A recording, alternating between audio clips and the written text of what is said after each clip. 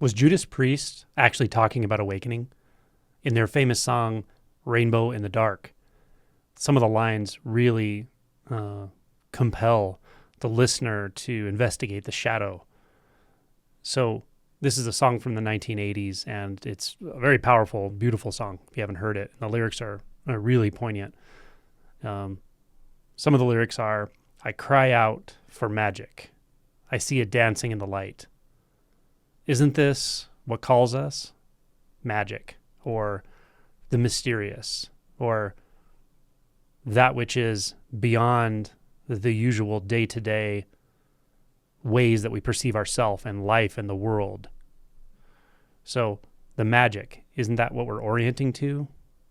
And he says, I see it dancing in the light, right? And then he says, I lost my hold to the cold in the shadow of the night. And this is exactly how this goes. I talked about it in my book when I talked about when the other shoe drops. When we get a taste of reality unfiltered, when we get a taste of the transcendent, it's often followed by some shadow work or some repressed shadow material coming into consciousness. I've heard a lot of people talk about this in the context of psychedelics. I even saw a meme recently that was really funny, and it showed two pictures, and one essentially said, this is how I remember LSD back in the 1960s, and it was like peace, love, and the eternal groove.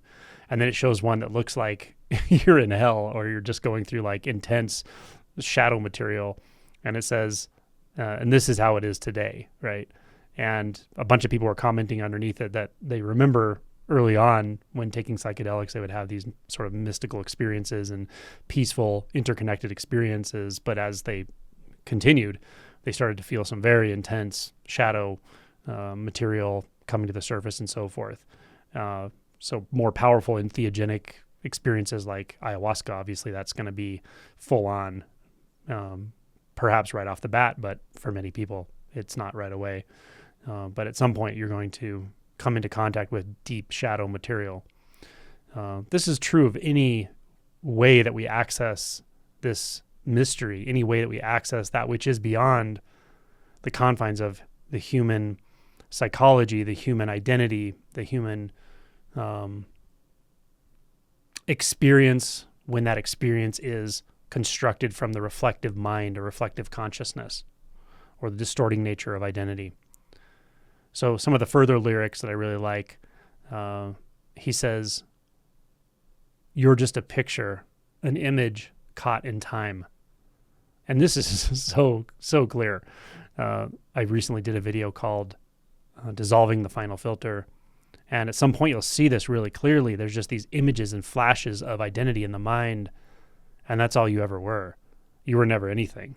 You weren't this enclosed inner world that feels like it's processing an outer world and thinking about how it's going to move through the future or move from the past into the future and what it wants and what it doesn't want and all of that. That feeling of being that one is really a constructed experience. It's not really there. And when you start to see very closely, it's actually like kind of a staccato experience. There's just these flashes of identity, very much like an image caught in time.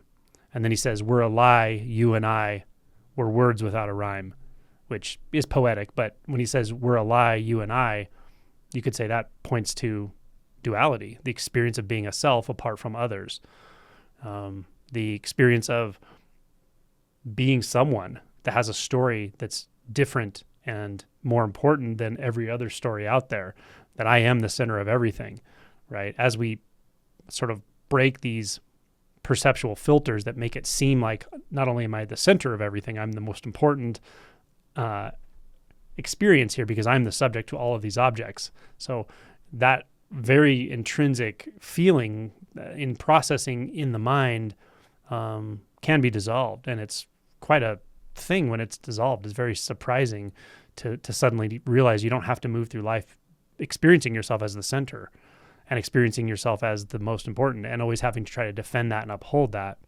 What a surprise that is, right? And so I think he's pointing right to that when he says, we're a lie, you and I, we're words without a rhyme. And he talks about deep shadow in this song as well when he says, There's no sign of the morning coming. You've been left on your own, like a rainbow in the dark.